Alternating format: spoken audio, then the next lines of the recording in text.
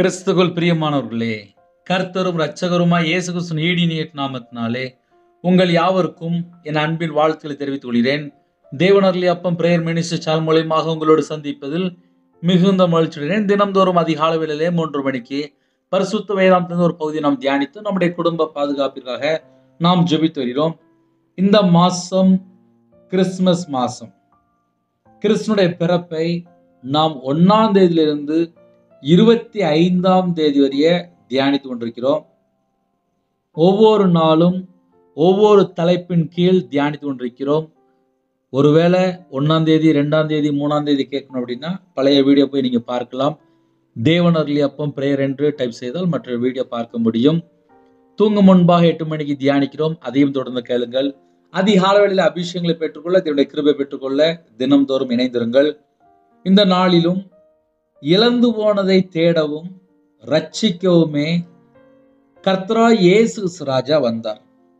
இன்னைக்குள்ள வேத பகுதி லூக்காயின் சுவிசேஷம் 19ஆம் அதிகாரம் 8 முதல் 10 ஆகிய வசனங்கள். சகேயு நின்று கர்த்தரை நோக்கி, ஆண்டவரே, என் ஆஸ்திகளில் பாதியை ஏழைகளுக்கு கொடுக்கிறேன். நான் ஒருவனிடத்தில் எதையாகிலும் அநியாயமாய் வாங்கினதுண்டானால் நாளத்தனையாக திரும்ப செலுத்துகிறேன் என்றான். உடனே இயேசு சொல்றாரு, இயேசு அவனை நோக்கி, இன்றைக்கு இந்த வீட்டுக்கு ரட்சிப்பு வந்தது, இவனும் ஆபிரகாமுக்கு குமாரனாய் இருக்கிறானே. இழந்து போனதை தேடவும் ரட்சிக்கவுமே மனுஷகுமாரன் வந்திருக்கிறார் என்றார். ஹல்லேலூயா. இன்னைக்கு செய்தி என்ன அப்படின்னா, இந்த வசனம் சர்ச்சில் நம்ம எல்லா இடத்துலையும் கேட்டிருப்போம். 40 நாள் லென்த் டேஸ்ல இந்த வசனத்தை தியானிப்பாங்க. கிட்டத்தட்ட மேக்சிமம் சர்ச்சைக்கு போற நிறைய குடும்பத்துல செய்தி தெரிந்திருக்கும். இதுல உள்ள ஒரு ஆழமான கருத்து என்ன அப்படின்னா, இழந்து போனதை தேடவும் ரட்சிக்கவுமே மனுஷகுமாரன் வந்திருக்கிறார். ஒரு பாவி மனம் திரும்பினால் பரலோகத்துல மிகுந்த சந்தோஷம். சகையினுடைய வாழ்க்கையிலே அதை நாம் அறிந்து கொள்ள முடியும். இன்னைக்கு நம்ம வாழ்க்கையிலே நாம் எப்படி இருக்கிறோம் என்பதையும் நாம் தியானிக்க வேண்டும்.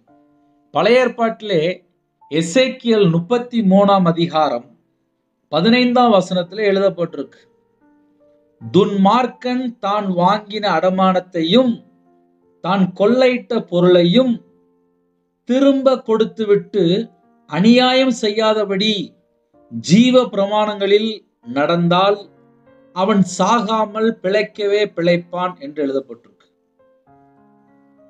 ஒரு துன்மார்க்கன் தான் வாங்கின அடமானத்தையும் தான் கொள்ளையிட்ட பொருளையும் திரும்ப கொடுத்துவிட்டு அநியாயம் செய்யாதபடி ஜீவ பிரமாணங்களில் நடந்தால் அவன் சாகாமல் பிழைக்கவே பிழைப்பான். அப்படின்னா அர்த்தம் என்ன அப்படின்னா, ஒரு மனுஷன் கர்த்தருடைய வார்த்தையை விட்டு விலகும்போது துன்மார்க்கன் என்று எழுதப்பட்டிருக்கு. இப்ப என் வாழ்க்கையில நான் சொல்ல முடியும், துன்மார்க்கன் சொல்ல முடியும். ஏன் அதை சொல்ல வேண்டியது அப்படின்னா, வியாபாரத்துல இருக்கும்போது பல லட்சங்கள் கடன், பல உபத்திரத்தில் வழியா கடந்து வந்தேன். ஒரு மனுஷன் பிறந்ததுலேருந்து சாகிற வரையும் ஒரே மாதிரி இருப்பானா அப்படின்னு சொல்லி கேட்டா சொல்ல முடியாது. எத்தனையோ தேசத்துக்குள்ள இணைந்திருக்கிறீங்க. நான் பிறந்ததுலேருந்து இன்னைக்கு வரையும் நான் ஒரே மாதிரி தான் இருக்கேன் அப்படின்னு சொல்லி யாராலையும் சொல்ல முடியாது. என் வாழ்க்கையில கூட நான் 11 வயசுல வேலைக்கு போனேன். ஆனால் வியாபாரத்துல இருக்கும்போது நல்ல செழிப்பா இருந்தேன். அடுத்தாப்புல ஒரு ஸ்டேஜில் கடன் வந்துச்சு, ஒரு ஸ்டேஜில் பார்த்தா வியாதி வந்துச்சு, அடுத்தாப்புல வியாபாரத்தை விட்டேன், நஷ்டப்பட்டேன், வெளியில வந்தேன். இன்று கையில பைபிள் எடுத்து வாசிக்குமா தெரியுது, கர்த்தருடைய வார்த்தை விட்டு விலகினாலே துன்மார்க்கன் என்று எழுதப்பட்டிருக்கு. ஒரு துன்மார்க்கன் மனம் திரும்பும் போதுதான் பரலோகத்துல மிகுந்த சந்தோஷம் உண்டாகிறது. சகையினுடைய கதையை கேட்டோன்னே எல்லாருக்கும் தெரியும் அப்படிம்பாங்க. சகையும் ஒரு துன்மார்க்கனா இருந்திருக்கான். அந்த துன்மார்க்கன் மனம் திரும்பி வாயை திறந்து ஒரு அறிக்கை செய்யறாரு. எப்படி அறிக்கை செய்யறாரு அப்படின்னா, கர்த்தரை நோக்கி, ஆண்டவரே அப்படிங்கிறது. அதுல ஒரு முக்கியமான ஒரு வேர்டு என்னன்னா, கர்த்தரை பார்த்த உடனே அடுத்த செகண்ட் என் ஆஸ்திகளில் பாதியை ஏழைகளுக்கு கொடுக்கிறேன். சொத்து அதிகமா வச்சிருக்காரு, சரி இருக்கட்டும், ஏழைகளுக்கு பாதி கொடுக்கிறார். சகையனுடைய வாழ்க்கையில் அவர் எப்படிப்பட்டவர் அப்படின்னு சொல்லி பார்க்கும்போது, ஆயக்காரருக்கு தலைவனும் ஐசுரனுமாய் இருந்த சகையோ என்று 2ஆம் வசனத்தில் எழுதப்பட்டிருக்கு. ஆயக்காரனுக்கு தலைவன். சகையோ அழகா சொல்றார், என் ஆஸ்திகளில் பாதியை ஏழைகளுக்கு கொடுக்கிறேன்.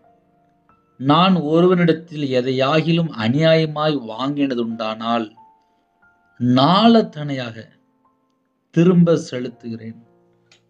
தேவன் எதை பார்த்து இந்த வீட்டுக்கு ரட்சிப்பு வந்தது அப்படின்னு சொல்றார் அப்படின்னா, ஒரு பாவி மனம் திரும்பும் போது உதட்டுல இருந்து பேச மாட்டாங்க, அவங்க இருதயத்திலிருந்து பேசுவாங்க. இப்ப நம்ம தேவனர்லி அப்பம் பிரேயர் மினிஸ்ட்ரி சேனல்ல தொடர்ந்து கேட்கிற எத்தனையோ குடும்பங்கள் இருக்கிறாங்க. அவங்க சில நேரத்துல என்கிட்ட ஜெபிக்க வரும்போது சொல்லுவாங்க, உங்க பிரேயர் எங்களுக்கு, உங்க மெசேஜ் எங்களுக்கு ஆறுதலா இருக்கு, பிரயோஜனமா இருக்கு, நாங்க நிறைய கேட்கிறோம், தொடர்ந்து கேட்கிறோம் அப்படிம்பாங்க. அதனுடைய அர்த்தம் என்ன அப்படின்னா, என் வாழ்க்கையில நான் பல சூழ்நிலை கஷ்டப்பட்டு கண்ணீரோட வந்திருக்கேன். நான் ஒரு பாவி, ஒரு துன்மார்க்கன், கர்த்தருடைய வார்த்தையை விட்டு விலகி வாழ்ந்தவன், இஷ்டம் போல வாழ்ந்துட்டேன். ஆனா ஒரு ஸ்டேஜ்ல கையில பைபிள் எடுத்து வாசிக்கும் போது தெரியுது, நான் ஒரு துன்மார்க்கன் என்பதை கையில பைபிள் எடுத்து வாசித்து நானாவே அறிந்து கொண்டேன். எனக்கு யாரும் சொல்லிலாம் தரல, பரிசுத்த ஆவியானவர் எனக்கு உணர்த்துவார். அந்த ஒரு கிருபை கொடுத்தார். வேதத்தை தியானிக்கும் போது நான் எந்தெந்த வார்த்தைக்கு நான் கீழ்ப்படியாம இருக்கேன் அப்படின்னு சொல்லி ஆவியானவர் பேசுவார். அந்த கிஃப்ட் கொடுத்தார்.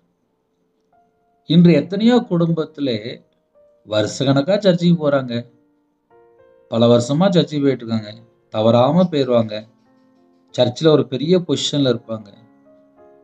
ஆனால் பரிசுத்தவான்களை தப்பா பேசிட்டு இருப்பாங்க, ஊழியக்காரங்களை தப்பா பேசிட்டு இருப்பாங்க, மூப்பரை தப்பா பேசிட்டு இருப்பாங்க, வயசான தாய்மார், வயசான ஐயாமார் தப்பா பேசிட்டு இருப்பாங்க. இன்னும் நிறைய சொல்லலாம். புறங்கூறிட்டு இருப்பாங்க, தேவையில்லாம பேசிட்டு இருப்பாங்க, ஏதோ ஒரு காரியத்துல கர்த்தரை விட்டு தள்ளி வாழ்ந்துட்டு இருப்பாங்க. கையில பைபிள் எடுத்து வாசித்து அழகா புரிந்து கொள்ள முடியுது. கர்த்தருடைய வார்த்தையை விட்டு விலகினாலே துன்மார்க்கன் என்று எழுதப்பட்டிருக்கு. அப்ப கையில பைபிள் எடுத்து வாசிக்கும் போது, பல காரியங்களை தியானிக்கும் போது, ஒரு துன்மார்க்கன் மனம் திரும்பும் போது பரலோகத்திலே மிகுந்த சந்தோஷம் உண்டாகிறது. அதனாலதான் இயேசு கிறிஸ்து உடனே சொல்கிறார், இழந்து போனதை தேடவுமே ரட்சிக்கவுமே மனுஷகுமாரன் வந்திருக்கிறார். சகையனுடைய வாழ்க்கையிலே மனமாற்றத்தை பார்க்கிறார். நான் திருப்பி கொடுப்பேன் அப்படின்னு சொல்லி வாயை திறந்து சொல்றாரு. இன்று நம்ம வாழ்க்கையிலே என்னையும் சேர்த்துதான் நம்ம மனம் திரும்பணும். எந்த அளவுக்கு மனம் திரும்புறோம் அப்படின்னு சொல்லி பரலோகம் பார்த்துட்டு இருக்கு. ஒரு குடும்பம் ஆசீர்வதிக்கப்படணும் அப்படின்னா ரட்சிக்கப்பட்டிருக்கணும். இப்ப என் வாழ்க்கையில நான் கொஞ்சம் கொஞ்சமா பரிசுத்த வேதாந்தத்தை வாசிக்க என் கண்ணு எப்படி இருக்கு, என் சிந்தனை எப்படி இருக்கு, என் இருதயம் எப்படி இருக்கு, என் கை எப்படி இருக்கு, என் கால் எப்படி இருக்கு, கர்த்தருக்கு பிரியம் இல்லாமல் என்னென்ன காரியம் என்னுடைய வாழ்க்கையில இருக்கு அப்படின்னு சொல்லி அப்படி யோசிக்க ஆரம்பித்தேன். 24 மணி நேரத்திலே என்னுடைய இதயத்தினுடைய நினைவு எப்படி இருக்கு, என்னுடைய சிந்தனை என்ன யோசிக்கு, என்னுடைய பார்வை எப்படி இருக்கு, கர்த்தருக்கு பிரியம் இல்லாமல் துன்மார்க்கமான காரியம் என்னுடைய வாழ்க்கையில எதெல்லாம் தொடருது, இதைத்தான் நான் கொஞ்சம் ஆழமா யோசிக்க ஆரம்பிச்சேன். உமது வேதத்தை விட்டு விலகுற துன்மார்க்கர் என்று எழுதப்பட்டிருக்கு. இன்று நம்ம வாழ்க்கையில நம்ம யோசித்து பார்க்கலாம். எப்படி தெரியுமா யோசித்து பார்க்கலாம்? ஒரு நாளைக்கு 5 மணி நேரம் 6 மணி நேரம் செல்போன் பார்க்கறவங்க இருக்கிறாங்க, 5 மணி நேரம் 6 மணி நேரம் ஃப்ரெண்ட்கிட்ட பேசுறவங்க இருக்கிறாங்க, 5 மணி நேரம் 6 மணி நேரம் வேற வேற வெப்சைட்ல போய் பல காரியங்களை பார்க்கறவங்க இருக்கிறாங்க, 5 மணி நேரம் 6 மணி நேரம் படம் பார்க்கறவங்க இருக்கிறாங்க. டெய்லி ஒரு 3 மணி நேரம் தவறாம நாடகம் பார்க்கறவங்க இருக்கிறாங்க. இவங்கெல்லாம் யாரு? நம்ம நார்மலா யோசித்து பார்ப்போம். கர்த்தருடைய வார்த்தையை விட்டு விலகி உலகத்துக்குள்ள ஏதோ ஒரு துன்மார்க்கமான காரியத்துல போய் சிக்கிக் கொள்ளும் போது அவங்களோட வாழ்க்கையிலே ஆசீர்வாத தடை முதல்ல இருக்கும். இருதயத்திலே சமாதானம் இருக்காது. குடும்பம் ஆசீர்வாதமா இருக்காது. இதை ஏன் சொல்லித்தர வேண்டியிருக்கு அப்படின்னா, நிறைய குடும்பத்துல எப்படி வாழ்றாங்க அப்படின்னா, காலையில ஒரு 1/2 மணி நேரம் செய்தியை கரெக்டா கேட்டுருவாங்க.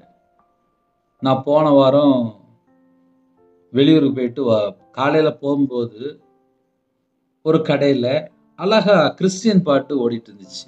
எனக்கு பிடிச்ச பாட்டு ஓடிட்டு இருந்துச்சு. நான் நின்று கேட்டுட்டு ஸ்தோத்திரம் சொல்லிட்டு போனேன். அதே வழியில மறுபடியும் மத்தியால வந்தேன். அந்த கடையில சினிமா பாட்டு நல்ல சவுண்டா வச்சு கேட்டுட்டு இருக்காங்க. கிறிஸ்டியன் கடை தான்.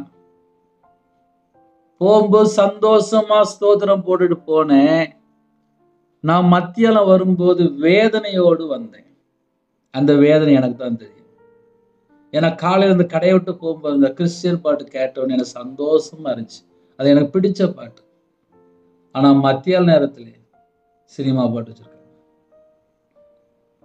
ஆவிக்குரிய பிள்ளைகள் யாரு? ரட்சிக்கப்பட்டவங்க யாரு? மனம் திரும்பின பிள்ளைகள் யாரு? பாவ மன்னிப்பை பெற்றுக்கொண்டவங்க யாரு?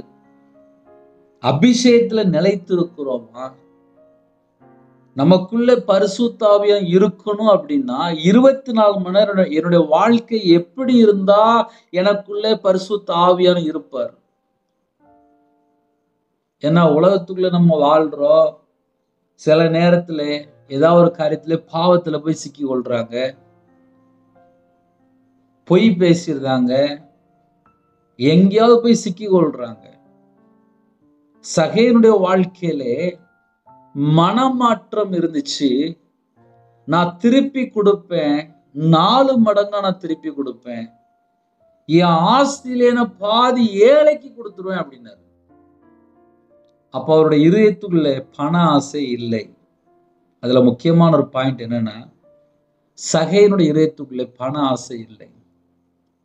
இன்னைக்கு சர்ச்சைக்கு போற நிறைய குடும்பத்துக்குள்ள என்ன இருக்கு? பண ஆசை உள்ள இருக்கு. நான் சொல்றேன், இருக்கா இல்லையா நீங்களே சொல்லுங்க. சில கேள்விலாம் கேட்டுதான் ஆகணும். பல வருஷமா சர்ச்சுக்குள்ள போயிட்டு இருக்காங்க, ஆனா பண ஆசை மட்டும்தான் உள்ள இருக்கு. சகேனுடைய வாழ்க்கையிலே நான் ஏழைக்கு கொடுப்பேன், என் ஆசையில நான் பாதிய ஏழைகளுக்கு கொடுப்பேன் அப்படின்னாரு. அப்ப சகேனுடைய இருதயத்துக்குள்ளே ஒரு மனமாற்றம், சகேனுடைய இருதயத்துக்குள்ளே அந்த பண ஆசையிலிருந்து அவர் வெளியில வாராரு. பண ஆசை எல்லா தீமைக்கும் வேறா இருக்கிறது. இன்னைக்கு எத்தனை குடும்பத்துல பண ஆசையில மூழ்கி போய் கிடக்குறாங்க. நம்ம நார்மலா யோசித்து பார்ப்போமே, என்னையும் சேர்த்துதான்ப்பா. ஒரு மனுஷனுக்குள்ள பண ஆசை வந்துச்சுன்னா நிம்மதி இருக்காது. சில குடும்பத்துலலாம் பண ஆசையில சண்டை போடுறாங்க. அந்த வீட்டுக்குள்ளலாம் போய் பார்த்தா ஒரே சண்டை தான். எதுக்கு? பண ஆசை. பண ஆசை எல்லா தீமைக்கும் வேறா இருக்கிறது. சிலர் பண ஆசை உள்ள வந்த உடனே அந்த பணத்தை இச்சித்து விசுவாசத்தை விட்டு வழுவி அநேக வேதனைகளாலே தங்களை உருவ குத்தி கொண்டு இருக்கிறார்கள். ஏன் ஒரு குடும்பத்துல தனிமை? ஏன் ஒரு குடும்பத்துல திக்கற்ற பிள்ளையா இருக்காங்க? ஏன் ஒரு குடும்பத்துல தனியா இருக்கிறாங்க? அவங்களுக்கு ஏன் யாரையும் பிடிக்க மாட்டுக்கு? அப்படி என்ன பிரச்சனை இருக்கு? பணத்தை சார்ந்து கொள்வாங்க. அநேக வேதனைகளாலே தங்களை உருவ குத்தி கொண்டு இருக்கிறார்கள். இந்த வசனம் 1 தீமோத்தேயு 6ஆம் அதிகாரம் 10ஆம் வசனத்துல எழுதப்பட்டிருக்கு. ஒரு மனுஷனுக்குள்ள பண ஆசை இருக்கும் போது நிம்மதியான ஒரு வாழ்க்கை இருக்காது. இன்று நிறைய குடும்பத்திலே நிம்மதி இல்லாம வாழக்கூடிய குடும்பங்கள் தான் அநேகம். ஏன்? கிறிஸ்துவ குடும்பத்துல கூட நிம்மதி இல்லை. சொந்த வீடு இருக்கு, சொந்த கார் இருக்கு, சொந்தமா எல்லா ஃபேக்டரி இருக்கு, சொந்தமா வியாபாரம் இருக்கு, சொந்தமா கடை வச்சிருக்காங்க, எல்லாம் ஓன், எல்லாமே சொந்தம் தான். ஆனால் சில குடும்பத்திலே நிம்மதி மட்டும் இல்லை. ஏன் அப்படின்னு சொல்லி பார்க்கும்போது, சர்ச்சுக்கு போறவங்க தான், ஞானஸ்தானம் எடுத்தவங்க தான், திடப்படுத்தல் படிச்சவங்க தான், நற்கரணை எடுக்கிறாங்க, அபிஷேகம் பெற்றுக்கொண்டாங்க, கர்த்தருக்காக ஊழித்து கூட காணிக்க கொடுக்குறாங்க. எல்லாம் பர்ஃபெக்டா போயிட்டு இருக்கு.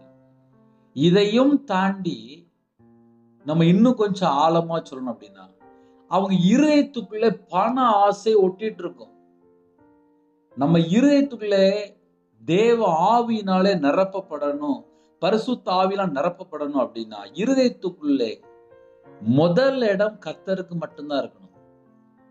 இன்னைக்கு சில குடும்பத்துல அந்த முதல் இடம் ஒண்ணு நகையா இருக்கும், அப்படி இல்லைன்னா பொருளா இருக்கும், அப்படி இல்லைன்னா பணமா இருக்கும், அப்படி இல்லைன்னா சொத்து சேர்க்கணும், அப்படி இல்லைன்னா வீடு வாங்கணும், இல்லைன்னா வாங்கணும், அப்படின்னு சொல்லி ஒரு 7-8 லிஸ்ட் வச்சிருப்பாங்க. இல்லைன்னா என் பிள்ளைக்கு சேர்த்து வைக்கணும், இல்லைன்னா என் தலைமுறைக்கு சேர்த்து வைக்கணும். அது மட்டும்தான் மைண்ட்ல இருக்கும். அவங்களுடைய இதயத்துக்குள்ளே இது மட்டும்தான் இருக்கும். ஆனா சகேயுனுடைய வாழ்க்கையிலே என் ஆஸ்தியில், அந்த வேடல நீங்க நல்லா கவனிக்கணும். ஏன் இழந்து போனதை தேடவும் ரட்சிக்கவுமே மனுஷகுமாரன் வந்திருக்கிறார் அப்படின்னு சொன்னார் அப்படின்னா, சகேயுனுடைய வாழ்க்கையிலே என் ஆஸ்திகளில் அப்படின்னு சொல்லி எழுதப்பட்டிருக்கு. ஆஸ்திகளில் பாதியை. அப்ப எந்த அளவுக்கு இயேசு கிறிஸ்துவை பார்த்த உடனே ஒரு மனமாற்றம். நம்ம நார்மலா யோசித்து பார்ப்போமே. இப்ப நம்ம முன்பாக பரிசுத்த வேதாந்தத்தை எழுதி கையில கொடுத்தாரு. இரவும் போலுமா வாசிக்கிற எத்தனையோ குடும்பங்கள் உண்டு, பல முறை வாசித்து முடித்தவங்க எத்தனையோ குடும்பங்கள் உண்டு, கர்த்தருடைய ஊழியத்துக்காக கூட விதைக்கிறவங்க எத்தனையோ குடும்பங்கள் உண்டு, இரவும் போலுமா ஜெபிக்கிற குடும்பம் எத்தனையோ உண்டு, அபிஷேகத்துல நிரம்பி ஜெபிக்கிற குடும்பம் உண்டு.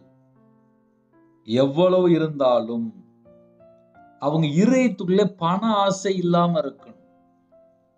சகேயுனுடைய வாழ்க்கையிலே ஏன் கர்த்தர் சாட்சி கொடுத்தார் அப்படின்னா, இயேசு அவனை நோக்கி, இன்றைக்கு இந்த வீட்டுக்கு ரட்சிப்பு வந்தது, இன்றைக்கு இந்த வீட்டுக்கு ஒரு விடுதலை வந்தது, இன்றைக்கு அப்படிங்கிற. ஏன் என் ஆசையில பாதியை நான் ஏழைக்கு கொடுத்துருதப்பா. அந்த வேடனுடைய உங்களுக்கு ஆன்சர் வேணுமா? நான் சொல்லி தரேன். நீதிமொழிகள் 28ஆம் அதிகாரம் 27ஆம் வசனத்துல எழுதப்பட்டிருக்கு. தரித்திரருக்கு கொடுப்பவன் தாழ்ச்சி அடையான், தன் கண்களை ஏழைகளுக்கு விளக்குறவனுக்கோ அநேக சாபங்கள் வரும். இப்ப இந்த வசனத்துக்கும் சகேயனுடைய வாழ்க்கையில் உள்ள காரியத்துக்கும் ஒரு கருத்து இருக்கு. சகேயனுடைய வாழ்க்கையில மனமாற்றம் வரும்போது உடனே இயேசு கிறிஸ்து என்ன சொல்றாரு அப்படின்னா, இன்றைக்கு இந்த வீட்டுக்கு ரட்சிப்பு வந்தது அப்படின்னாரு. ஏன் அப்படி சொன்னார் அப்படின்னு சொல்லி பார்க்கும்போது, பழைய ஏற்பாட்டிலே தரித்திரருக்கு கொடுப்பவன் தாழ்ச்சி அடையான். அந்த குடும்பம் ஆசீர்வதிக்கப்பட்டிருமா. தரித்திரனுக்கு கையில காசே இல்லையா, அவங்களுக்கு யாராவது உதவி செய்யறாங்க அப்படின்னா அந்த குடும்பம் ஆசீர்வதிக்கப்படும். தாழ்ச்சி அடையான் என்று போட்டிருக்கு. அடுத்தாப்புல தன் கண்களை ஏழைகளுக்கு விளக்குறவனுக்கோ அநேக சாபங்கள் வரும் சொல்லி போட்டிருக்கு. சகேயனுடைய வாழ்க்கையில இயேசு கிறிஸ்து என்ன சொன்னார் அப்படின்னா, இன்றைக்கு இந்த வீட்டுக்கு ரட்சிப்பு வந்தது. அது எதை வச்சு சொல்றாரு அப்படின்னா, சகேயனுடைய வாழ்க்கையிலே என் ஆஸ்திகளில் பாதியை ஏழைகளுக்கு கொடுக்கிறேன்னு சொல்லி ஒரு வாக்கு மூலம் கொடுக்கிறார். நிறைய குடும்பத்திலே கோடிக்கணக்கா லட்சக்கணக்கா சொத்துலாம் அதிகமா வச்சிருப்பாங்க. இடம் ஏக்கர் கணக்குல இருக்கும், சொத்துலாம் அதிகமா இருக்கும். தாம் பிள்ளைகள் தாம் பேரம்பேத்தின்னு சொல்லி எல்லாம் சகல செழிப்போட எல்லாம் வாழ்ந்துட்டு இருப்பாங்க. ஒரு ஊழியக்காரங்க போய் ஜெபம் பண்ண போனா ரூபாயை கொடுக்கலாமா வேண்டாமா அப்படின்னு சொல்லி யோசிப்பாங்க. அந்த அளவுக்கு பயங்கரமா இருப்பாங்க. ஆனா சகேயனுடைய வாழ்க்கையிலே என் ஆஸ்திகளில், அந்த வேர்ட்ல நீங்க நல்லா யோசித்து பார்க்கணும், என் ஆஸ்திகளில் பாதியை, நேர 50%, 1 கோடி ரூபாய் இருக்கு அப்படின்னா 50 லட்சத்தை உடனே ஏழைகளுக்கு அப்படிங்கிற. அப்ப எந்த அளவுக்கு இயேசு கிறிஸ்துவை பார்த்த உடனே அடுத்த செகண்ட் என் இதயத்துல நான் இவ்வளவு தூரம் நான் சொத்து வச்சிருக்கேன்ப்பா, அதுல நான் 50% பாதியை ஏழைகளுக்கு கொடுக்கிறேன். இன்று நம்ம நார்மலா யோசித்து பார்க்கலாம். உலகத்துல எத்தனை கோடி ஏழைகள் இருக்கிறாங்க. அந்த ஏழைகளுக்கு இந்த கிறிஸ்துமஸ் மாசம் உதவி பண்ணால் எவ்வளவு பிரயோஜனமா இருக்கும். இயேசு கிறிஸ்து சந்தோஷப்படுவார். உலக இரட்சகர் சந்தோஷப்படுவார். நமக்காக ஜீவனை கொடுத்த இயேசு கிறிஸ்து சந்தோஷப்படுவார். நான் சர்ச்சில் வேலை பார்த்தேன், கோயில் குட்டியார வேலை பார்த்தேன். அந்த கோயில் குட்டியார வேலை பார்க்கும்போது கிறிஸ்துமஸ் மாசம் வந்த உடனே யாராவது சின்ன சின்ன கிஃப்ட் கொடுப்பாங்க. என் வாழ்க்கையில எனக்கு அவ்வளோ ஒரு பெரிய ஒரு ஆசீர்வாதமா இருக்கும். என்ன காரணம் தெரியுமா? ஏழை எளிய ஜனங்களுக்கு உதவி பண்ணும்போது அவங்க கண்ணுல இருந்து ஒரு சொட்டு கண்ணீர் வரும். என் வாழ்க்கையில நான் சர்ச்சில் வேலை பார்க்கும்போது சில நேரத்துல என் கண்ணுல இருந்து ஒரு கண்ணீர் வரும். அது யாருக்குமே தெரியாது. ஏன்னா வியாபாரத்துல இருக்கும்போது சகல விதமான செழிப்போட இருந்தேன். ஆனா வியாபாரத்துல நஷ்டப்பட்டு நான் சர்ச்சில் போய் வேலை பார்க்கும்போது நான் யாருன்னு அவங்களுக்கு தெரியாது. ஆனால் கண்ணீரின் வழியில கடந்து வரும்போது பைபிள் வசனத்தை அப்படியே தியானிக்கும் போது ஒரு மனுஷனுடைய வாழ்க்கையில ஏழை எளிய ஜனமா இருக்கும்போது யார் உதவி பண்றா? ஏழைகளை யாரு கவனிக்கிறா? ஒரு மனுஷனுடைய வாழ்க்கையில பணக்காரனா இருக்கும்போது அவங்க எப்படி வாழ்றாங்க? ஒரு வியாபாரத்துல நஷ்டப்படும் போது அவங்களுடைய வாழ்க்கை எப்படி இருக்கும்? ஒரு வியாபாரத்துல செழிப்பா இருக்கும்போது அவங்க வாழ்க்கையில எப்படி இருக்கும்? ஏன்னா என் வாழ்க்கையில சின்ன வயசுல நான் வேலை பார்த்துட்டு வரேன். அதுக்கப்புறம் தான் நான் முழு நேரம் ஊழியத்துக்கு வரேன். ஒரு குடும்பத்துல ஏழை எளிய ஜனங்களுக்கு யாரு உதவி பண்றா? இதெல்லாம் நான் சர்ச்சில் இருக்கும்போது நான் நேரடியா பார்த்தது. சில குடும்பத்துல மட்டும்தான் ஏழை எளிய ஜனங்களுக்கு உதவி செய்வாங்க. சகேயனுடைய வாழ்க்கையிலே என் ஆஸ்திகளில் பாதியை ஏழைகளுக்கு கொடுக்கிறேன். அந்த ஒரு வேர்டு ரொம்ப முக்கியம். அதுல இன்னொரு வேர்டு எக்ஸ்ட்ரா சொல்றாரு. நான் ஒருவனிடத்தில் எதையாகிலும் அநியாயமாய் வாங்கினது உண்டானால், அடுத்த வேர்டு என்ன சொல்றாரு? அநியாயமா நான் வாங்கியிருந்தால் அதை நான் 4 மடங்கு திருப்பி கொடுக்கிறேன் ஆண்டவரே அப்படின்னு சொல்றாரு. அப்ப 2 பாயிண்ட் சொல்றாரு. ஒரு பக்கம் பார்த்தா 1 கோடி ரூபாய் இருந்துச்சுன்னா 50 லட்சம் ரூபாய் கொண்டு நான் நேரா ஏழை கொடுக்குறேன். அது ஒரு ஸ்டேட்மெண்ட். 2வது ஸ்டேட்மெண்ட் என்ன அப்படின்னா, நான் யார்கிட்டயாவது அநியாயமா சொத்து சேர்த்து வச்சிருந்தேன் அப்படின்னா அவங்கள்ட்ட கொண்டு போய் நான் 4 மடங்கு திருப்பி கொடுக்குறேன். அப்போ ஒரு மனுஷனுடைய வாழ்க்கையிலே மனம் திரும்புற ஒரு காரியம் என்ன அப்படின்னா, தேவன் பக்கம் உண்மையில நம்ம மனம் திரும்பிட்டோம் அப்படின்னா என்ன அர்த்தம் அப்படின்னா, நம்மள்ட்ட என்ன இருக்கு அதிகமா இருந்தால் அது ஏழை எளிய ஜனங்களுக்கு கொடுக்கலாம். ஒருவேளை நம்ம யார்கிட்டயாவது அநியாயமா வாங்கி நம்ம நல்ல சொகுசா நல்ல செழிப்பா நல்லா வாழ்ந்துட்டு இருக்கோம் அப்படின்னா மனமாற்றம் எப்ப தெரியுமா? திருப்பி கொடுத்தா மட்டும்தான் மனமாற்றம். அதுக்கப்புறம் தான் இயேசு கிறிஸ்து சொல்றாரு. இயேசு அவனை நோக்கி, இன்றைக்கு இந்த வீட்டுக்கு ரட்சிப்பு வந்தது. இன்னைக்கு தான்ப்பா இந்த வீட்டுக்கு ரட்சிப்பு வந்தது. இதுக்கு முன்னக்கூட்டி அவன் பாவ அடிமையில வாழ்ந்துட்டு இருக்கிறான். ஆனா இயேசு சொல்ற, இன்னைக்கு இந்த வீட்டுக்கு ரட்சிப்பு வந்துட்டு. அது எதை வச்சு சொன்னாரு? நீதிமொழிகள் 28ஆம் அதிகாரம் 27ஆம் வசனத்துல எழுதப்பட்டிருக்கு. தரித்திரருக்கு கொடுப்பவன் தாழ்ச்சி அடையான், தன் கண்களை ஏழைகளுக்கு விளக்குறவனுக்கும் அநேக சாபங்கள் வரும். அவன் ஏழைட்டே கொண்டு போய் கொடுக்கன்னு சொல்லிட்டான். அதனால சொல்லிட்டார், இந்த வீட்டுக்கு விடுதலை வந்துட்டு ஏழைக்கு கொண்டு போய் கொடுக்குறேன் அப்படின்ட்டான். இந்த டிசம்பர் மாசத்துல எத்தனையோ குடும்பத்துல ட்ரெஸ் வாங்க முடியாம கஷ்டப்படுவாங்க. நிறைய ஏழை எளிய ஜனங்கள் இருக்காங்க. நிறைய குடும்பத்துல தரித்திரத்துல இருக்காங்க. நிறைய குடும்பத்துல திக்கற்ற பிள்ளையா இருப்பாங்க. சில குடும்பத்துல கணவர் இல்லாம இருப்பாங்க. சில குடும்பத்துல தகப்பன்மார் தண்ணி அடிச்சுட்டு வீட்டுல கவனிக்கவே மாட்டாங்க. இந்த மாசம் பார்த்தா அந்த பிள்ளைகளும் ட்ரெஸ் போடுறதுல ஆசைப்படும். எத்தனையோ கிராமத்துல எத்தனையோ பிள்ளைகள் இருக்கிறாங்க. அட்லீஸ்ட் ஒரு கேக் வாங்கி கொடுக்கலாம், ஒரு ட்ரெஸ் வாங்கி கொடுக்கலாம், ஒரு சாப்பாடு வாங்கி கொடுக்கலாம், சாக்லேட் வாங்கி கொடுக்கலாம். இந்த கிறிஸ்மஸ் மாதம் நம்ம எப்படி கொண்டாட போறோம்? தேவன் பார்த்துட்டு இருப்பாரு. ஒருவேளை இந்த செய்தி கேட்கும்போது என்கிட்ட கொஞ்சம் பணம் இருக்கு, நான் ஏதாவது உதவி பண்ணணும் அப்படின்னா, ஏழை எளிய ஜனங்களுக்கு நீங்களே நேரடியா போய் உதவி பண்ணுங்க. ஆனா இந்த கையில கொடுக்கறது இந்த கைக்கு தெரியக்கூடாது. கொட்டை அடிச்சு வெளில தெரியும் மாதிரிலாம் கொடுக்க வேண்டாம். நீங்க கொடுக்குற யாருக்கும் தெரிய வேண்டாம். ஏழை எளிய ஜனங்களுக்கு கொடுங்க. உங்க குடும்பத்தை கர்த்தர் பல மடங்கு ஆசீர்வதிப்பார். ஏன்னா கர்த்தருடைய கண்கள்ல நமக்கு கிருபை கிடைச்சா மட்டும்தான் நம்ம வாழ்க்கை ஆசீர்வாதமா இருக்கும். நான் 2016 தான் முழு நேர ஊழியத்துக்கு வந்தேன். சர்ச்சில் போய் கோயில்கிட்ட 2 வருஷம் வேலை பார்த்தேன். அதுக்கப்புறம் பைபிள் காலேஜ் படிச்சு முழு நேர ஊழியத்துக்கு வந்தேன். கர்த்தருடைய கிருபையினாலே ஆன்லைன் மூலியமாக 24 மணி நேரம் தேவனுடைய சமூகத்தில் காத்திருந்து வேதத்தை தியானித்து ஜெபித்து செய்தி அனுப்பி கொண்டிருக்கோம். நீங்க எதை செய்தாலும் பரலோகத்துல தேவன் பார்த்துட்டு இருப்பாரு.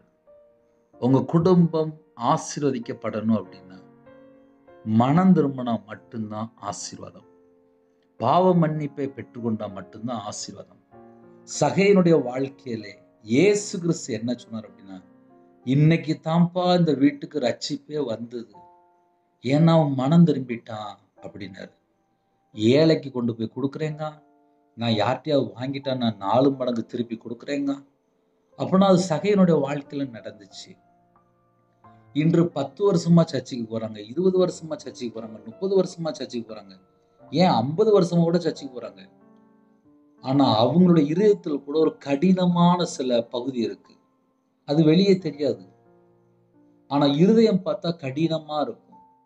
வாங்கின திருப்பி கொடுக்க மாட்டாங்க, தேவையில்லாம உட்காந்து யோசிச்சுட்டு இருப்பாங்க. பல காரியங்கள் நம்ம சொல்லலாம். அவங்க இருதயம் கடினமா இருக்கும். ஏதோ ஒரு காரியத்துல தந்திரமா வாழ்ந்துட்டு இருப்பாங்க. அந்த குடும்பம் ரட்சிக்கப்படணும் அப்படின்னா, அந்த ஆத்துமா ரட்சிக்கப்படணும் அப்படின்னா, ஏழைக்கு கொண்டு போய் கொடுக்கணும். 2வது யார்கிட்டயாவது வாங்கிட்டோம், அதிகமா அநியாயமா வாங்கிட்டோம் அப்படின்னா திருப்பி கொண்டு கொடுத்துடணும். அப்பந்தான் அந்த ஆத்துமா ரட்சிக்கப்படும், அந்த வீடு ரட்சிக்கப்படும். அந்த குடும்பத்தை தான் இயேசு கிறிஸ்து ஆசீர்வதிக்க முடியும். இழந்து போனதை தேடவும் ரட்சிக்கவுமே மனுஷகுமாரன் வந்திருக்கிறார். அப்ப நம்ம வாழ்க்கையிலே நம்ம தேவனுக்கு பிரியமானபடி வாழ்ந்தால் நம்ம குடும்பத்தை இன்னைக்கே ஆசீர்வதிப்பார். இன்னைக்கே ஆசீர்வதிப்பார். ஒரு பாவி மனம் திரும்பினால் பரலோகத்திலே மிகுந்த சந்தோஷம்.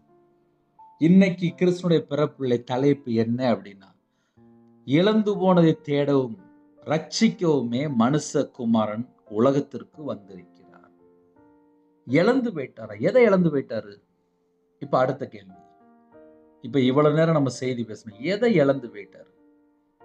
ஒரு மனுஷன் பாவம் செஞ்சு அக்கிரமத்துல வாழ்ந்துட்டு இருக்கான், மரண தண்டனையில வாழ்ந்துட்டு இருக்கான், பாதாளத்துக்கு நேரா போயிட்டு இருக்கான், அசுத்தத்துல வாழ்ந்துட்டு இருக்கான், அருவருப்புல வாழ்ந்துட்டு இருக்கான், துன்மார்க்கமா வாழ்ந்துட்டு இருக்கான், துரோகியா வாழ்ந்துட்டு இருக்கான், துர்க்குணத்துல வாழ்ந்துட்டு இருக்கான், உலக வழிபாடுல வாழ்ந்துட்டு இருக்கான், கர்த்தரை விட்டு தள்ளி போயிட்டான், கையில பைபிள் எடுத்து வாசிக்கிறது இல்லை, தேவனுக்கு பிரியமானபடி வாழ்றது இல்லை.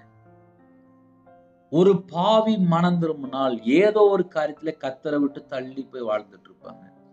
இப்ப என் வாழ்க்கையில நான் சொல்ல முடியும், எத்தனையோ காரியத்தை நான் சொல்லியிருக்கேன். ஒரு பாவி மனம் திரும்பும் போதுதான் பரலோகத்துல சந்தோஷம். இன்னைக்கு காலை வேளையில யாரெல்லாம் கேட்கிறீங்களோ, ரட்சிக்கப்பட்ட அனுபவத்துல நம்ம இருக்கிறோமா? அதை நம்ம கொஞ்சம் யோசித்து பார்க்கணும். இன்றைக்கு இந்த வீட்டுக்கு ரட்சிப்பு வந்தது, அது நம்ம குடும்பத்தை பார்த்து தேவன் சொல்லணும், இவன் மனம் திரும்பிட்டான்ப்பா, இந்த வீடு மனம் திரும்பின வீடு, இந்த வீடு பாவ மன்னிப்பை பெற்றுக்கொண்ட வீடு, இந்த வீட்டுல இயேசு இருக்கிறார், இவனுடைய இதயத்துக்குள்ள இயேசு இருக்கிறார் அப்படின்னு சொல்லி பரலோகத்துல தேவன் சொல்லணும். ஹல்லேலூயா. இழந்து போனதை தேடவும் ரட்சிக்கவுமே மனுஷகுமாரன் வந்திருக்கிறார். கிறிஸ்துமஸ் மாசம் தானே, இந்த மாசம் எல்லாருக்கும் தெரிஞ்சிடும். ஏன்னா இந்த மாசத்துல நம்ம நிறைய செய்தி தியானித்து கொண்டே இருக்கிறோம். கிறிஸ்துனுடைய பிறப்பை குறித்து டெய்லி தியானிச்சுட்டு இருக்கோம். முடிஞ்சா கேட்டுருங்க. ஒரு 10 நிமிஷம் லேட் ஆனாலும் பரவாயில்ல, கேட்டுருங்க. கண்களை மூடி நாம் ஜெபம் செய்வோம். அன்பின் கர்த்தாவே, உம்மை நன்றியோடு துதிக்கிறோம், ஸ்துதிக்கிறோம்ப்பா. வேதத்தை தியானிக்க, மறைபொருளை வெளிப்படுத்த எங்களுக்கு உதவி செய்த பரிசுத்த ஆவியானவரே உம்மை நன்றியோடு துதிக்கிறோம் சொல்கிறோம். என் மீட்பர், உலக ரட்சகர், தாவீதின் குமாரன், மனுஷகுமாரன் அந்த பூமியில வெளிப்பட்டீங்களே, உம்மை நன்றியோடு துதிக்கிறோம் சொல்கிறோம்ப்பா. உலகத்தின் பாவத்தை சுமந்து தீக்கிற தேவ ஆட்டுக்குட்டியா வெளிப்பட்டீங்களே, உம்மை நன்றியோடு துதிக்கிறோம் சொல்கிறோம்ப்பா. பிசாசுடைய கிரியில அழிக்கும்படிக்கு தேவகுமாரன் வெளிப்பட்டீங்களே, உம்மை நன்றியோடு துதிக்கிறோம் சொல்கிறோம் ராஜா. இழந்து போனதை தேடவும் மனுஷகுமாரன் அப்பா வெளிப்பட்டீங்களே, உம்மை நன்றியோடு துதிக்கிறோம் சொல்கிறோம் ராஜா. எங்களை ரட்சிக்க வெளிப்பட்டீங்கப்பா, நன்றி. யாரெல்லாம் இன்னைக்கு காலைல செய்தி கேட்டாங்களோ, நாங்க எல்லாரும் மனம் திரும்பி பாவ மன்னிப்பை பெற்றுக்கொள்ளணும். எங்க இருதயத்திலே பணத்து மேல சார்ந்து இருக்க கூடாது, ஆஸ்தி மேல சார்ந்து இருக்க கூடாது, பொருள் மேல நாங்க சார்ந்து இருக்க கூடாது. கர்த்தரை சார்ந்து கொள்ளக்கூடிய ஒரு வாழ்க்கை எங்களுக்கு தாங்கப்பா. உங்க கிருபையினால் நிரப்புங்க, உம்முடைய பிரசன்னத்தால் மூடுங்க, உம்முடைய வல்லமையினால் நிரப்புங்க. ஜெப அபிஷேகத்தை தாங்க, தியானிக்கிற அபிஷேகம் தாங்க, துதிக்கிற அபிஷேகம் தாங்க. வேதத்தை அப்பா இரவும் போலுமா தியானிக்கூடிய கிருபை தாங்க. ஆவிக்குரிய 9 கனிகளினாலும் ஆவிக்குரிய 9 வரனாலும் பிள்ளைகளை நிரப்புங்க. சிறு பிள்ளைகள் முதல் கொண்டு முதியோர் வரை எல்லா குடும்பத்தையும் சேனையில் கர்த்தர் ஆசீர்வதிக்க வேண்டும். உம்முடைய இரத்த கொட்டைகளை வேலடைத்து மூடி மறைத்து கர்த்தர் பாதுகாத்துங்க. யாரெல்லாம் தங்களை தாழ்த்துள்ள எல்லா குடும்பத்தையும் கர்த்தர் ஆசீர்வதிங்க. அவங்களுடைய அப்பத்தின் தண்ணீர் ஆசீர்வதிங்க, அவங்களுடைய கையிற்கு ஆசீர்வதிங்க, அவங்களுடைய ஜீவனுக்கு என்ன வேணுமோ எல்லாவற்றையும் தந்து ஆசீர்வதிங்க. காலவேளையில பிறந்த நாள் கொண்டாடுறாங்க, திருமண நாள் கொண்டாடுறாங்க, கர்த்தர் கரம் தொட்டு ஆசீர்வதிங்க, 100 மடங்கு ஆசீர்வதிங்க. காலை வேளையில யாரெல்லாம் வெளியில போறாங்களோ, சிறு பிள்ளைகள் முதல் கொண்டு முதியோர் எல்லா குடும்பத்துக்கும் அதோட பாதுகாப்பு தாங்க. கர்ப்பத்தினியா ஜெபினா கர்த்தர் மனமறைங்க ஆசீர்வதிங்க. மாசமா இருக்காங்க தாய் பிள்ளை ஆசீர்வதிங்க. டெலிவரிக்காக புறப்படுறாங்க, பரம வைத்தியர் கூட நார்மல் டெலிவரி தாங்க. திருமண தேவைக்காக அப்பா ஜெபிக்கிற ராஜா, எல்லா தேவையெல்லாம் கர்த்தர் சந்திங்க. ரட்சிக்கப்பட்ட குடும்பமா தாங்கப்பா. சில குடும்பத்துல பிள்ளையோட வாழ்க்கையில வயசு அதிகமாயிட்டு இருக்கு, எல்லா தடையெல்லாம் நீக்கி போடுங்க. திருமணம் முடிந்ததுக்கு அப்புறம் சில பாவ அடிமை, விபச்சார அடிமை, மதுபான அடிமை, போதை காரியங்கள், கஞ்சா பழக்கம், உலக வழிபாடு, சில குடும்பத்திலே தவறான தொடர்புகள், அந்த எல்லா செத்த கிரியைகள் எல்லாம் இயேசு கிறிஸ்துவின் இரத்தத்தினால இயேசு கிறிஸ்து நாமத்தை சுட்டெரிக்கப்படட்டும். கர்த்தருடைய அக்கினி இறங்கி விட்டு ராஜா, சுட்டெரிப்பின் ஆவியான இறங்கி வாங்கப்பா. எந்தெந்த குடும்பத்துக்கு விரோதமா எந்தெந்த ஆவியில் கிரியை செய்து கொண்டுக்கோ, அந்த எல்லா பொல்லாத சர்ப்பத்தின் கிரியை, எல்லா தந்திரமான கிரியெல்லாம் இயேசு கிறிஸ்து இரத்தத்தினால இயேசு நாமத்தை சுட்டெரிக்கப்படட்டும். ஒவ்வொரு குடும்பத்துக்கு கர்த்தர் ஆசீர்வதிங்க. உமக்கு பிரியமானபடி வாழ எங்களை தாழ்த்தப்படுகிறோம். எத்தனையோ தேசத்துக்குள்ள இணைந்திருக்காங்கப்பா, அவங்களோட வாழ்க்கையில எல்லா தடைகள்லாம் நீக்கி போடுங்க. வெளிநாட்டில் இருக்கிறாங்க, அவங்க இருக்கிற இடத்துல எல்லா தடையெல்லாம் நீக்கி ஆசீர்வதிங்க. ஒவ்வொரு குடும்பத்தையும் கர்த்தர் பரிபூர்ணமாக ஆசீர்வதிங்க. கர்த்தருடைய நாமம் மட்டுமே விடட்டும். எத்தனையோ தேசத்துல இணைந்திருக்காங்கப்பா, அவங்களோட வாழ்க்கையில என்னென்ன தடை இருக்கோ, என்னென்ன பிரச்சனை இருக்கோ, என்னென்ன போராட்டம் இருக்கோ, அது எல்லாவற்றையும் நீக்கி ஆசீர்வதிங்க. உமக்கு பிரியமானபடி வாழ என்னோட ஆவி, ஆத்துமா, சரீரம், சிந்தனை, நினைவு எல்லாவற்றையும் அர்ப்பணிக்கும் ராஜா. இந்த நாளின் ஜெபித்த எல்லா குடும்பத்துக்கு கர்த்தர் கூட ஆசீர்வதிங்க. அதிகாலை வேளையிலே அப்பா வாட்ச்மேன் ஜெபிறாங்க, செக்யூரிட்டி ஜெபிறாங்க, போலீஸ் ஆபீஸ் ஜெபிறாங்க, ஆர்மில ஜெபிறாங்க, அதிகாரிகள் ஜெபிறாங்க, தலைவர் ஜெபிறாங்க, டீச்சர் ஜெபிறாங்க, டாக்டர் ஜெபிறாங்க, நர்ஸ் ஜெபிறாங்க. இன்னுமாக ஐடி ஃபீல்டுல வாலிப பிள்ளைகள், வாலிப பையங்க, சில குடும்பத்துல வேற வேற நாட்டுல அப்பா கம்பெனில வேலை பார்க்குறாங்க, எத்தனையோ குடும்பத்துல வேலை பார்க்குறாங்க. எல்லா குடும்பத்தையும் உம்முடைய ஜீவனுக்குள்ள அர்ப்பணிக்கும் ராஜா. எந்தெந்த குடும்பத்தை தங்களை தாழ்த்தினாலோ அந்த குடும்பத்தினுடைய எல்லா குறைகள் குற்றம் எல்லாவற்றையும் மன்னித்து அந்த குடும்பத்தை கர்த்தர் ஆசீர்வதிங்க ராஜா. யாரெல்லாம் அப்பா அதிகாலை வேளை தங்களை தாழ்த்துங்களோ அந்த எல்லா குடும்பமும் இயேசு கிறிஸ்துவின் இரத்தத்தினாலே, இயேசு கிறிஸ்து நாமத்தினாலே பரிபூர்ணமாக ஆசீர்வதிக்கப்படட்டும், பரிபூர்ணமாக ஆசீர்வதிக்கப்படட்டும். இந்த நாளிலும் ஜெபிக்கிற எல்லா குடும்பத்துக்கு அதை பொறுப்படுத்துவாங்கப்பா. தேவனர்களே அப்பா பிரேயர் மினிஸ்டர் மூலமா இணைந்திருக்க எல்லா குடும்பத்துக்கு அதை ஆசீர்வதிங்க. விசேஷமாக அப்பா ஹாஸ்பிட்டல் அவசர சிகிச்சையில் இருக்கிற எல்லா குடும்பத்தையும் கர்த்தர் தொட்டு சுகமாக்கித்தாங்க. யாரெல்லாம் பலவீனத்தோடு இருக்காங்களோ அந்த பலவீனத்தை எல்லாம் கர்த்தர் மாற்றி அவங்களோட அப்பத்தையும் தண்ணீர் ஆசீர்வதிங்க. இந்த நாளிலும் உங்க பிள்ளைகளோட கர்த்தர் கூட ராஜா. யாரெல்லாம் தங்களை தாழ்த்தினாலோ, எந்தெந்த சூழ்நிலை அப்பா உபத்திரத்தோடு, பிரச்சனையோடு, கடன் பிரச்சனையோடு, கடன் பாரத்தோடு, மன அழுத்தத்தோடு, சில குடும்பத்துல ஸ்கூல் ஃபீஸ் கட்டணும், காலேஜ் ஃபீஸ் கட்டணும், சில குடும்பத்துல அப்பா அதிகாலை வெளில ஜெபிக்கணும் ராஜா, குழுக்குள்ள பணம் அடைக்கணும், இஎம்ஐ கொடுக்கணும், சில குடும்பத்திலே இன்னுமாக ஃபைனான்ஸ்ல வாங்கின கொடுக்க முடியல, எத்தனையோ சூழ்நிலை. சில குடும்பத்துல இந்த மாசத்துல இவ்வளவு ரூபா பணம் தேவைன்னு சொல்லி எத்தனையோ கருத்து ஜெபிறாங்க. வீட்டு வாழை கொடுக்கணும், கடை வாழை கொடுக்கணும், எத்தனையோ தேவைகள் இருக்கு. யாரெல்லாம் ஜெபிக்கலாம் அந்த குடும்பத்தோட தேவைகள் எல்லாம் கர்த்தர் சந்திக்கின்ற ராஜா. டிரைவிங் லைன்ல புறப்பட்டு போறாங்க, வாகனத்தை பொறுப்படுத்துவங்க, பஸ்ல போறாங்க, ட்ரெயின்ல போறாங்க, கார்ல போறாங்க, பிளைட்ல போறாங்க, எல்லா குடும்பத்துக்கும் கர்த்தருடைய பாதுகாப்பு அப்பாவோட ரத்த கொட்டைகளை வேல் அடைத்து மூடி மறைத்து ஒவ்வொரு குடும்பத்தையும் பாதுகாத்துங்க. ஜெபிக்கிற எல்லா குடும்பத்தையும் பிதா, குமார், பரிசுத்த நாமத்தினாலே முத்திரை போட்டு இயேசு கிறிஸ்து ரத்தத்தினாலே இயேசு கிறிஸ்து நாமத்தினாலே வேலி அடைத்து பாதுகாத்துங்க.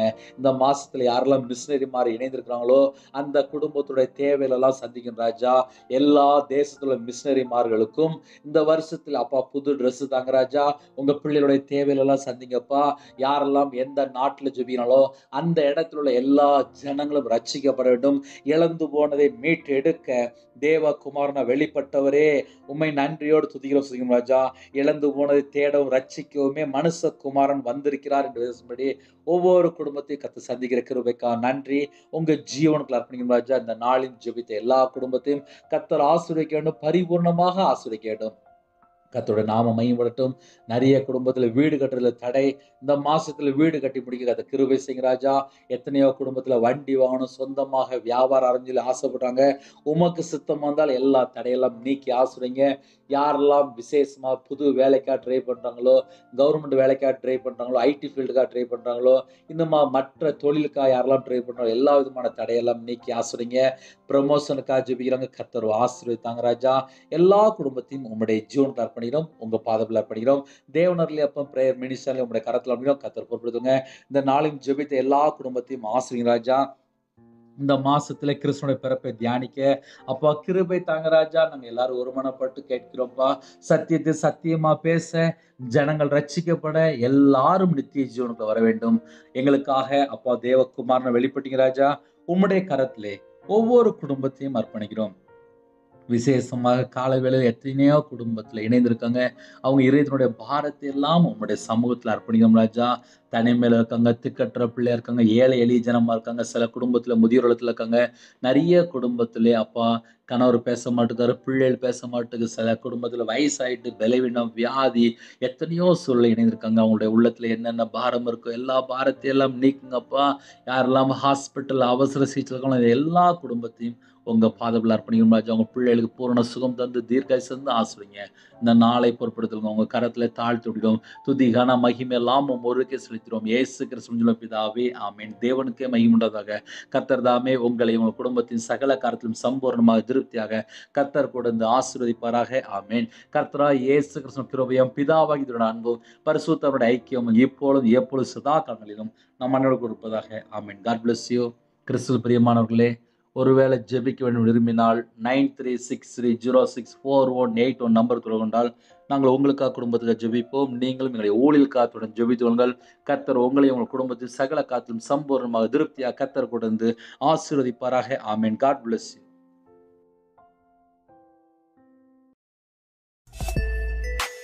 Thanks for watching. Please subscribe our channel. Click the like and share. Click the bell. God bless you.